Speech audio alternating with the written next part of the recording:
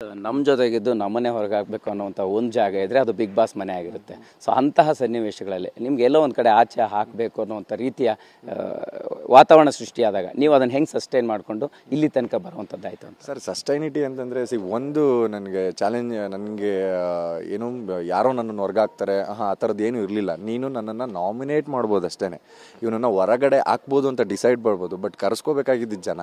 ನಾನು ಜನಕ್ಕೆ ಏನೇನು ಬೇಕು, ನಾನು ಜನಕ್ಕೋಸ್ಕರ ಏನೇನು ಮಾಡಿದ್ದೀನಿ ಆ್ಯಂಡ್ ನನ್ನ 100% ಎಷ್ಟು ಕೊಟ್ಟಿದ್ದೀನಿ ಅಂತ ನನಗೆ 100% ನಂಬಿಕೆ ಇತ್ತು. ಅಲ್ಲಿ ನಾಮಿನೇಷನ್ ಆದಾಗ ನೀನು ಹೇಳ್ತಾ ಇರೋದು ತಪ್ಪು, ನಾನು ಹೇಳ್ತಾ ಇರೋದು ಸರಿ ಅಂತ ವಾದ ವಿವಾದಗಳು ನಡೀತಿರ್ತೇವೆ ಹೊತ್ತು. ಸೊ ನೀನು ನಾಮಿನೇಟ್ ಮಾಡಿದ ತಕ್ಷಣ ನಾನು ಆಚೆ ಹೋಗ್ತೀನಿ ಅನ್ನೋದು ನನಗೆಲ್ಲೂ ಇರಲಿಲ್ಲ.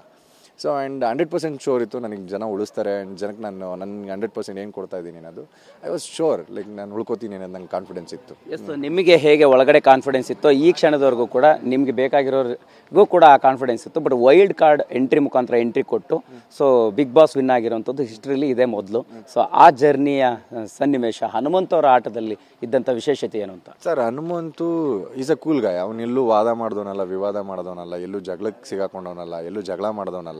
Simple and neat. ಅವ್ರ ಆಟ ಅವ್ರು ಆಡ್ಕೊಂಬಂದರು ಆ್ಯಂಡ್ ಈ ಕಡೆ ನಂದು ಅಂತ ಬಂದರೆ ನಾನು ಹಂಗೆ ಆಡ್ಕೊಂಬಂದವನು.